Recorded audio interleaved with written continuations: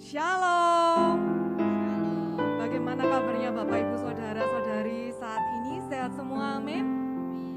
Puji Tuhan, hari ini hari yang ke-12 di bulan Desember, kita akan semakin mendekati akhir tahun.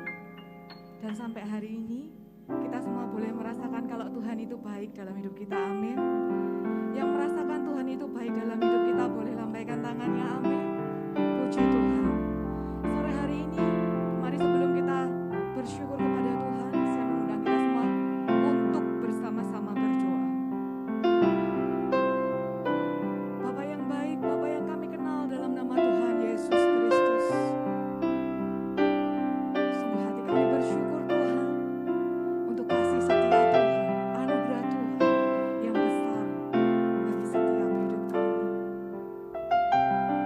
Kami rasakan Tuhan begitu mengasihi kami, Tuhan selalu menyertai kami. Dan saat ini Bapa, kami umat-Mu siapkan setiap hati kami bersyukur di hadapan-Mu, memuji kebaikan-Mu, memuji kebesaran-Mu dan anugerah-Mu dalam hidup kami. Terima kasih Bapa, di dalam nama-Mu Yesus kami berdoa dan mengucap syukur. Amin.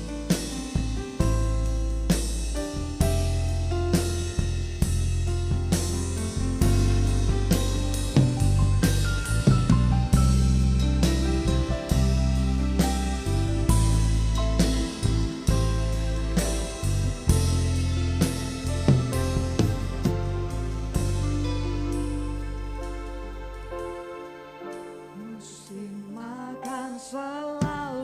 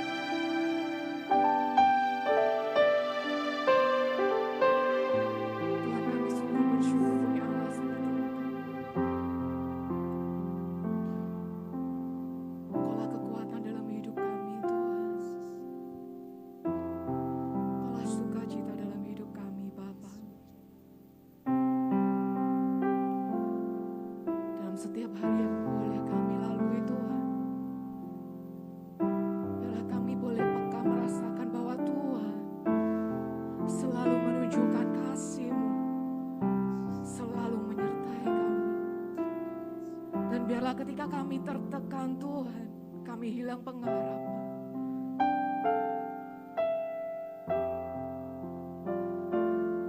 Tuhan boleh kuatkan kami kembali, untuk kami boleh rasakan kelepasan, kemenangan daripada-Mu. Mari sore hari ini Tuhan jamah setiap hati kami. Turunlah urapan-Mu Tuhan atas hidup kami. Biarlah sore hari ini kami boleh rasakan, oh Tuhan,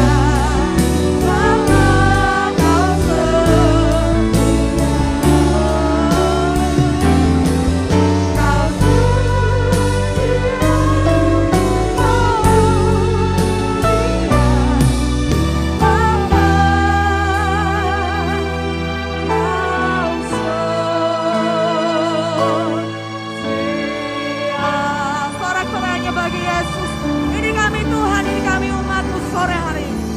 Kami siap memuji dan membesarkan nama-Mu di dalam satu nama-Mu Yesus. Kami berdoa dan mengucap syukur, kita yang percaya akan kuasa Tuhan sama-sama katakan amin. Shalom. Jemaat yang dikasihi Tuhan, sore hari ini setiap hari kita mengalami sukacita dari Tuhan, amin. Yang mengalami sukacita dari Tuhan katakan haleluya. Amin.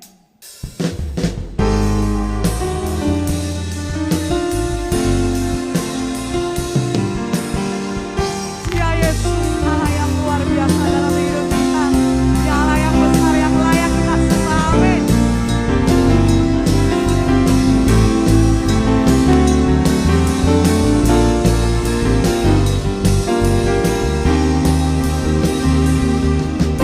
Dia mati bagiku, Dia bangkit bagiku, Tuhan Allah penyelamatku. Kuasa maut dikalahkan, hidupku dipulihkan, ya Tuhan Allah kebenaranku. Dia sungguh baik, Dia sangat baik, Yesus, Dia baik bagiku. Dia sungguh baik, Dia sangat baik, Yesus, Dia baik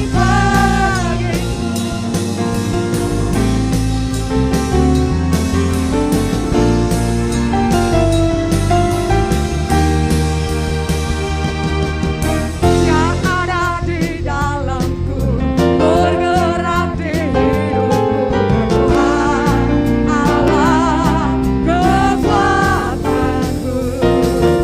Dia penuhi hatiku dengan kuasa kasih-Nya, Tuhan Allah kebenaranku. Dia sungguh baik, Dia sangat baik, oh Yesus, Dia baik bagiku. Dia sungguh baik, Dia sangat baik, Yesus, Dia baik bagiku. Dia sungguh baik, Dia sangat baik, Yesus, Dia baik bagiku. Dia sungguh baik, Dia sangat baik, Yesus, Dia baik bagiku.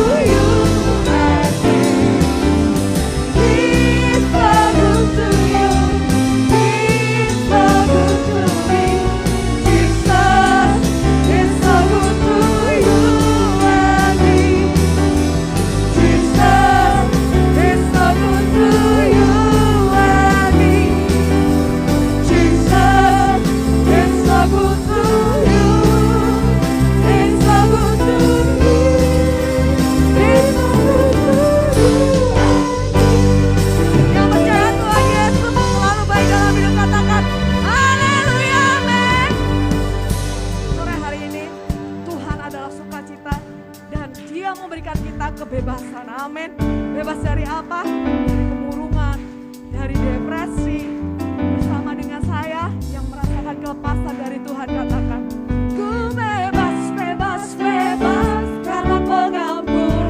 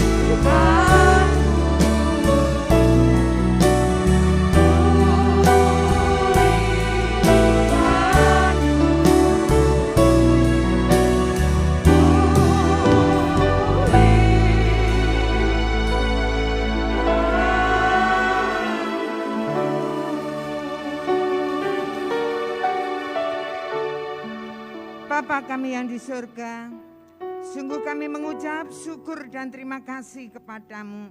Kalau Engkau melayakkan setiap kami, hingga saat ini kami boleh ada bersama-sama di tempat ini untuk menaikkan ucapan syukur kami kepadamu Bapa. Dan saat yang indah ini kami hendak belajar bersama-sama akan firman-Mu. Tuhan tolong setiap kami, penuhi setiap kami dengan kuasa Roh-Mu, agar kami boleh mengerti, memahami, sehingga boleh menghidupi firman-Mu secara nyata. Terima kasih Tuhan, kami serahkan hamba-Mu, layakkan hamba-Mu, biarlah Engkau pakai untuk menyampaikan maksud hati-Mu Tuhan. Terima kasih Bapa, berkaryalah saat yang indah ini. Kita yang siap belajar firman Tuhan, sama-sama katakan amin. Salam.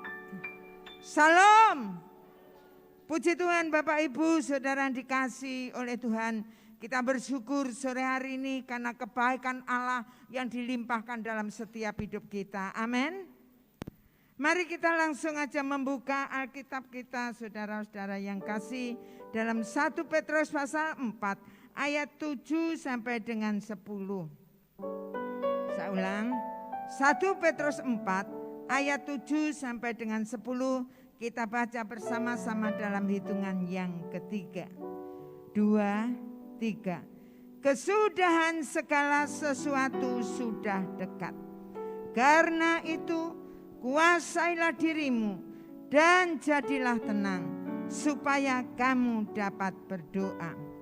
Tetapi yang terutama kasihlah sungguh-sungguh seorang akan yang lain, sebab kasih menutupi banyak sekali dosa.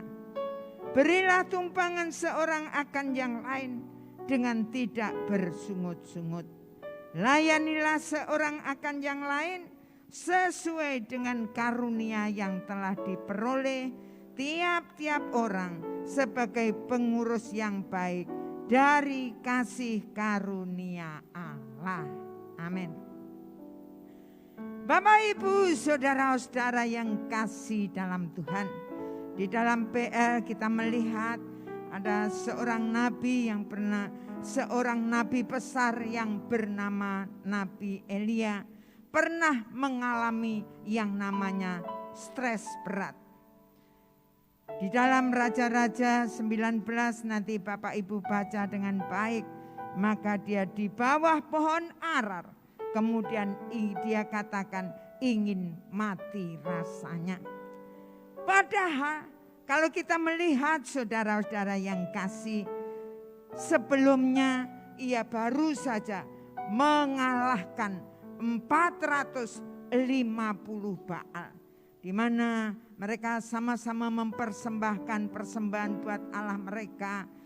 Nabi-nabi Baal mempersembahkan lebih dulu 450 orang jumlahnya, dan sampai sore hari maka belum dijawab bahwa persembahannya itu tidak terbakar saudara-saudara yang kasih.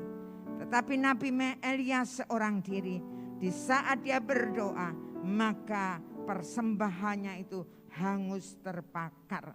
Nah, akhirnya 450 Nabi Baal dibunuh semuanya. Bapak Ibu saudara-saudara yang kasih dalam Tuhan, habis mengalami peristiwa yang besar, kemenangan yang luar biasa, dia seorang diri, saudara-saudara yang kasih. Tapi habis itu, selesai dengan peristiwa itu, maka ada Isabel yang mengancam hendak membunuhnya saudara-saudara yang kasih. Maka dia melarikan diri saudara-saudara yang kasih dan mengalami yang namanya stres berat.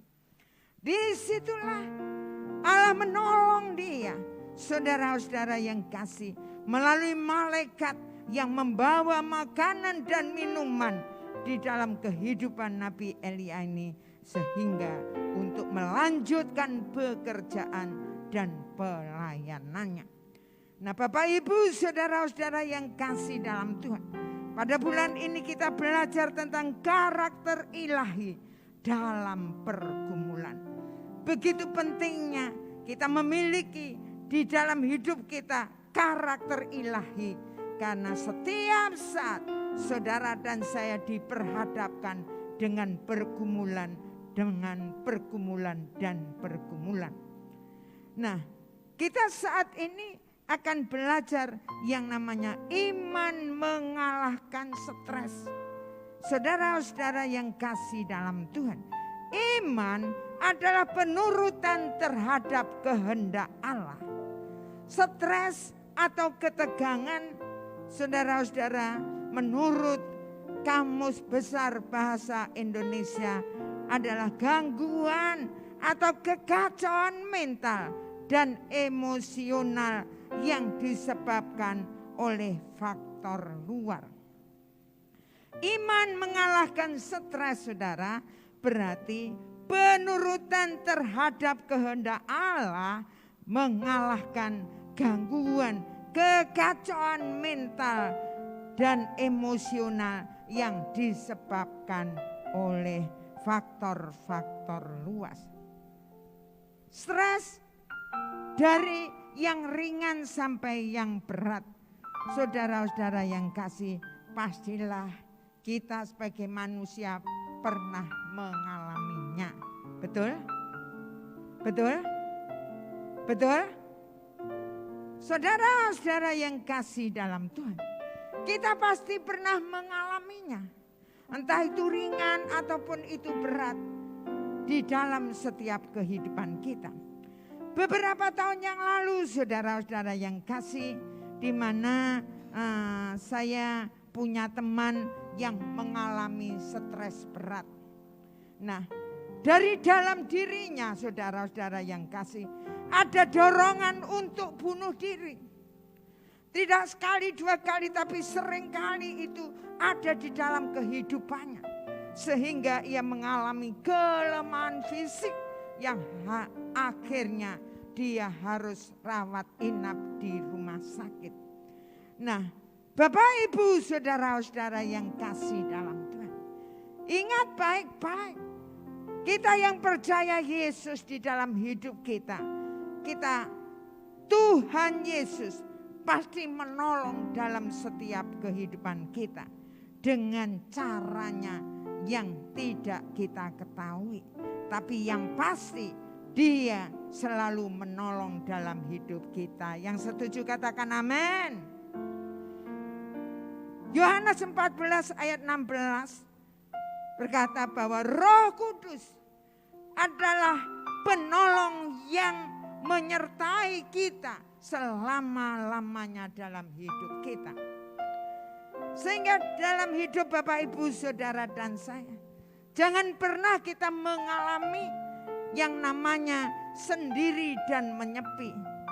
Tetapi di dalam kehidupan kita, ingat baik-baik bahwa Roh Kudus Allah sendiri itu ada menyertai saudara dan saya, dan Dia menolong dalam setiap kehidupan kita dalam hal apapun juga. Untuk itulah saudara-saudara yang kasih, bahwa Yesus Kristus 24 jam itu terus menerus ada dalam setiap hidup saudara dan saya. Kalau saudara dan saya dalam kehidupan kita hidupi Yesus secara nyata, maka hidup saudara dan saya tidak akan pernah yang namanya kehilangan damai sejahtera. Karena di dalam Yesus damai sejahtera, sukacita itu nyata dalam hidup kita. Amin. Amin. Amin. Kita harus merasakan. Sungguh-sungguh kalau Yesus ada, Yesus tinggal di dalam hidup kita, apapun yang terjadi dalam hidup kita, maka tidak akan mengurangi damai sejahtera, sukacita Allah dalam hidup kita. Karena Dia pasti menolong dalam setiap hidup kita. Nah Bapak Ibu saudara-saudara yang kasih dalam Tuhan, pada kesempatan yang indah ini kita belajar bagaimana caranya agar kita tidak mudah stres.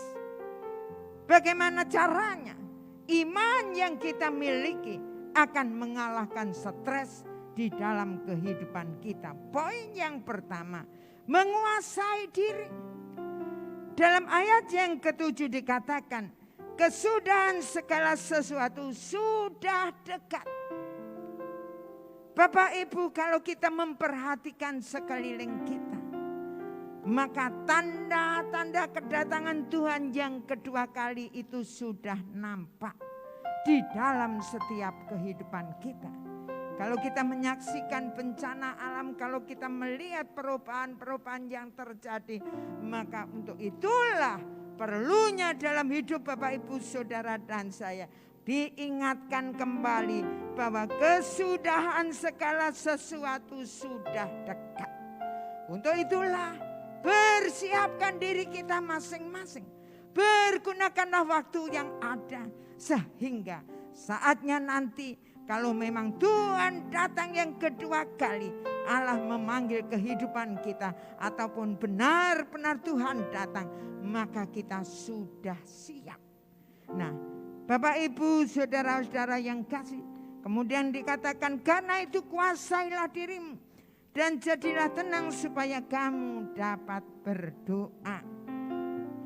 Menguasai diri saudara, di mana penguasaan diri di sini tidak hanya berbicara tentang sebatas menjaga mulut atau perbuatan kita saja, tetapi juga menjaga yang namanya pemikiran kita supaya tidak stres.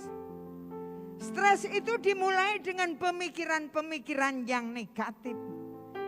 Saudara-saudara yang kasih, lebih mudah untuk memikirkan hal-hal yang buruk, saudara-saudara yang kasih, dari sesuatu keadaan.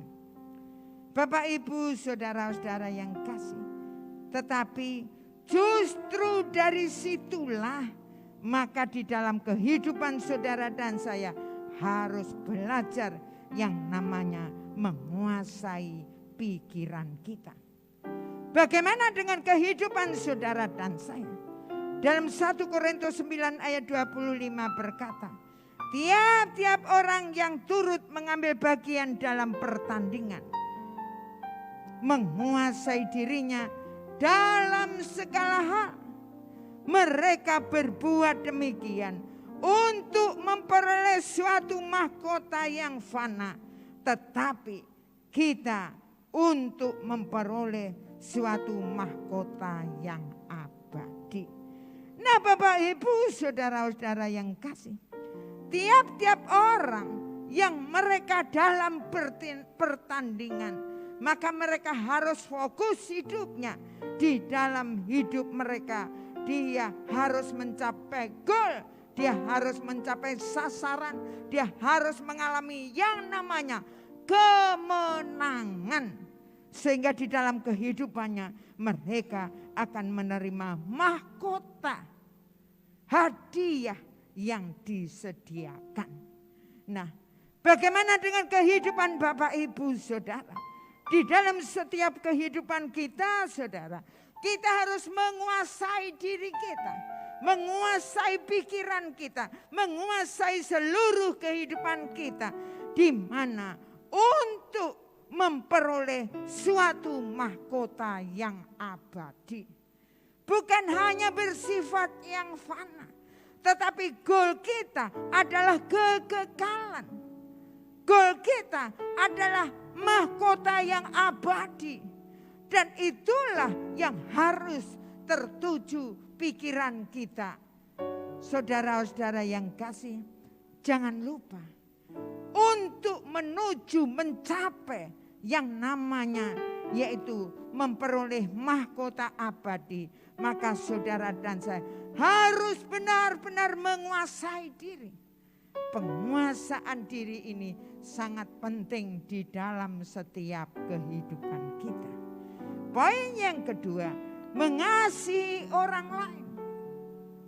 Di dalam ayat yang ke-8 Bapak Ibu baca nanti, di mana stres seringkali ditimbulkan karena kita terlalu berfokus pada diri kita sendiri. Supaya kita tidak berfokus pada diri kita sendiri, maka saudara dan saya harus belajar untuk mengasihi orang lain. Ketika kita mengasihi orang lain, maka pemikiran kita akan tertuju kepada orang lain, sehingga pikiran kita tidak dipenuhi dengan untuk diri kita. Saudara-saudara yang kasih, otomatis kita tidak terlalu berfokus pada diri kita. Bagaimana dengan kehidupan kita? Saudara dan saya, Dalam Matius 22 ayat 40 berkata, kasihilah sesamamu manusia seperti dirimu sendiri. Bapak, Ibu, Saudara yang kasih, kasihilah sesamamu manusia seperti dirimu sendiri. Ini adalah hukum yang kedua. Hukum yang pertama dan yang utama, kasihilah Tuhan Allahmu dengan segenap hatimu, segenap akal budimu, segenap kekuatanmu. Saudara, kemudian yang tidak kalah pentingnya yang sama, kalau kita mengasihi Allah, maka dalam kehidupan kita haruslah mengasihi sesama kita. Hukum yang kedua. Bagaimanakah kita bisa mengasihi orang-orang yang membenci kita? Kalau kita mengasihi orang yang baik dengan kita itu gampang. Tetapi bagaimanakah saudara dan saya bisa mengasihi orang-orang yang menyakiti hati kita? Orang-orang yang membuat kehidupan kita hancur. Orang-orang yang membuat kehidupan kita mengalami masalah-masalah yang sangat luar biasa. Bisakah saudara dan saya mengasihi? Mengasihi itu bukan hanya di mulut, tapi mengasihi itu yang keluar dari dasar hati. Ini gak gampang untuk mengasihi yang keluar dari dasar hati. Bapak, Ibu, saudara-saudara yang kasih dalam Tuhan, mengasihi orang lain. Allah mau benar-benar saudara dan saya mengasihi orang lain, mengasihi sesama kita seperti kita mengasihi diri kita. Gak gampang saudara. Dan hal ini sangat sulit. Kasih kita ini sangat-sangat terbatas.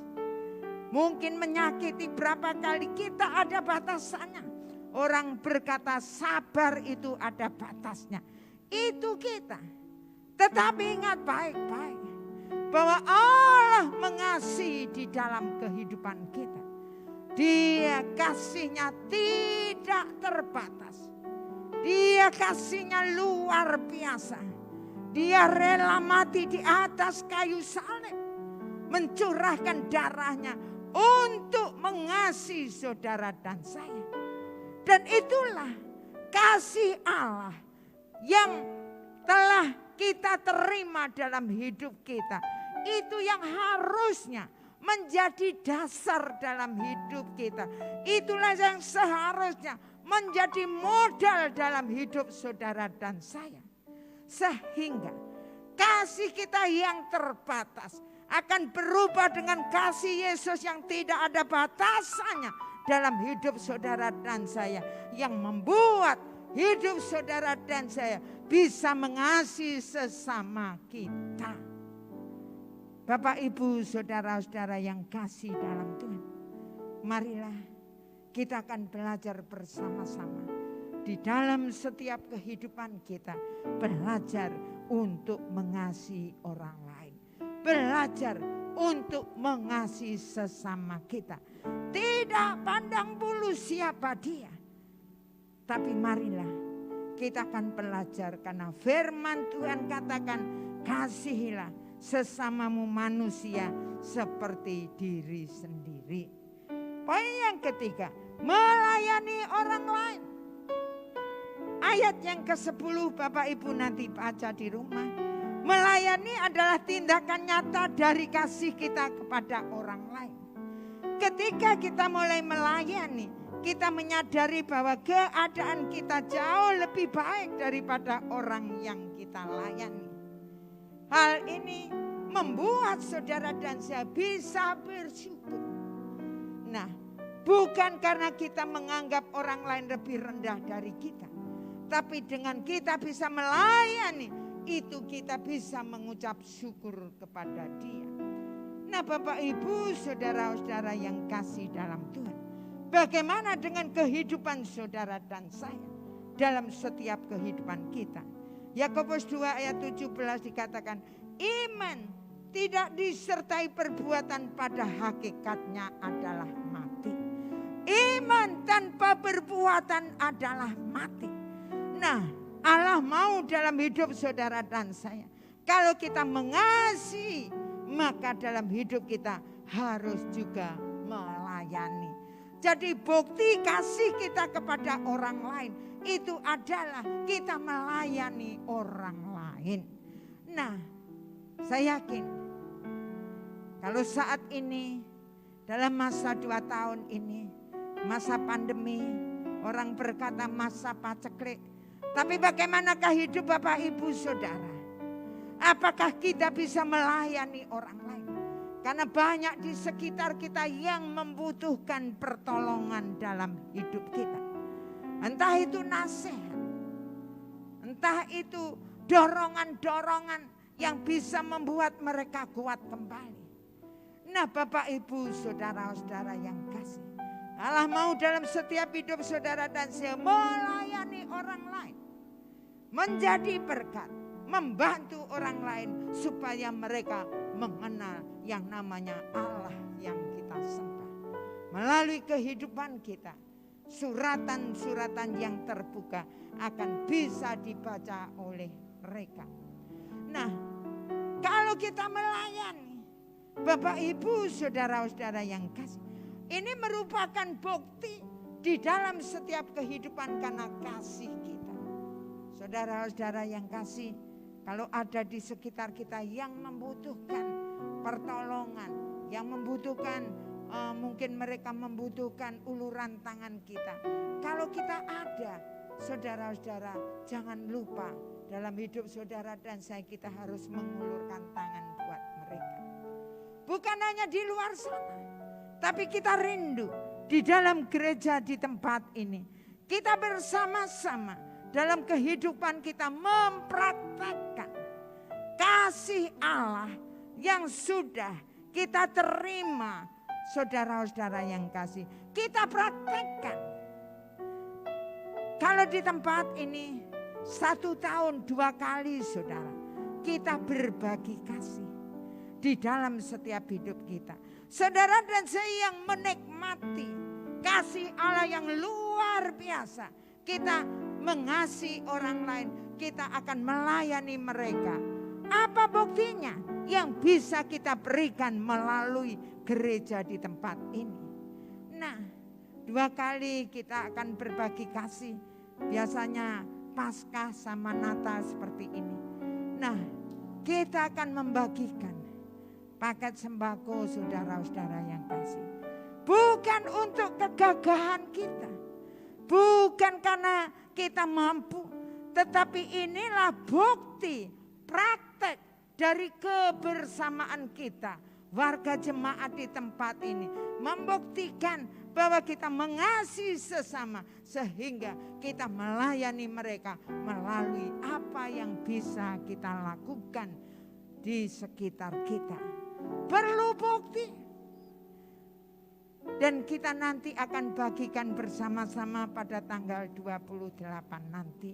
Untuk itu saya rindukan setiap kehidupan saudara dan saya, kita semuanya yang sudah menikmati kasih Allah, kita yang sudah menikmati kebaikan Allah, kita belajar mengasihi sesama, kita akan melayani di dalam kehidupan kita dengan berbagi kasih melalui sembako di tempat ini. Nah, mari Bapak Ibu Saudara, iman tanpa perbuatan adalah mati. Jadi kalau kita mengasihi, kita buktikan dengan kita melayani orang lain.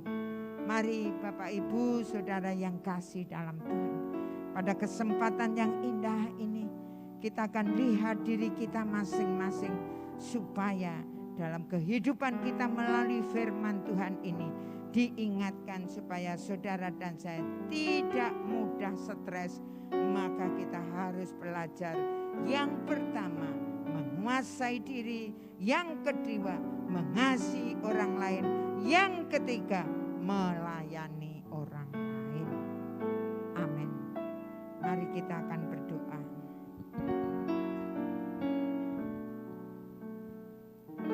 Bapa di dalam surga, kami mengucap syukur dan terima kasih kepadamu. Kalau saat yang indah ini kami sudah menikmati sebagian dari firman-Mu. Kami sadar hamba-Mu sangat-sangat terbatas. Hamba-Mu berhenti berbicara, ampunilah hamba-Mu Tuhan. Dan kami rindu, ini kami umat-Mu, jemaat-Mu yang sudah mendengarkan kebenaran firman-Mu, yang luar biasa datang dalam hidup kami. Ampunilah kami Tuhan, kalau hidup kami belum sesuai dengan kebenaran firman. Kami belum menghidupi Engkau Allah secara nyata dalam hidup kami. Kami masih seringkali mengalami stres. Kami seringkali merasakan sendiri. Kami seringkali di dalam kehidupan kami mengalami kesepian Tuhan. Kami mengalami yang namanya kesendirian Tuhan. Tapi pada saat yang indah ini, firman-Mu mengajarkan dalam hidup kami bahwa Engkau Allah yang kami sembah, Roh Kudus yang terus ada di dalam hidup kami. Engkau Yesus yang terus menerus ada bersama-sama dengan kami. Untuk itulah kami percaya meteraikan firman-Mu dalam hidup kami. Dan saat ini kami mengambil keputusan melangkahkan hidup kami, mempercayai Engkau Allah secara penuh.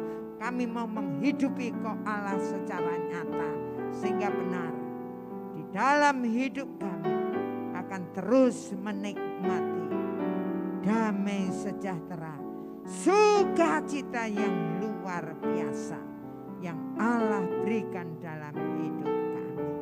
Terima kasih Tuhan, karya-Mu, lawatan-Mu, kuasa-Mu yang meneguhkan kami. Kita yang sudah diberkati oleh firman Tuhan, sama-sama katakan